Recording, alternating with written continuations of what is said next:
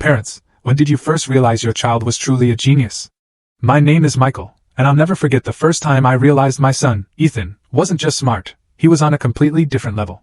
He was 5 years old, and while most kids his age were learning their ABCs, Ethan was sitting at the kitchen table drawing out a map of our neighborhood completely from memory. Not just the streets we drove on every day, he included side roads, stop signs, even the little gas station on the corner. He labeled everything perfectly, and when I asked how he remembered it all, he shrugged and said, "I just see it in my head." At first, my wife and I thought maybe it was just a quirky talent, but it kept happening. He'd overhear me talking about interest rates or taxes, then a week later, he'd ask questions most adults wouldn't even think of. In kindergarten, his teacher pulled me aside and said, "Ethan doesn't just finish assignments early, he finishes them, then corrects mistakes in the worksheets I hand out." The real turning point was a family trip to the planetarium. During the Q&A session, Ethan raised his hand and asked the astronomer how gravitational lensing affects the way we see galaxies billions of light years away. The entire room went silent.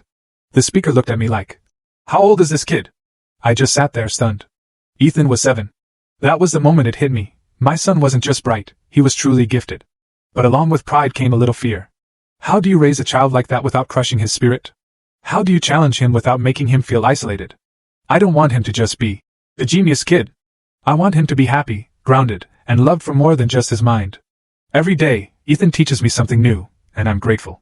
But that first realization, the map, the questions, the way he saw the world differently, changed the way I look at him forever. Full story video added in below.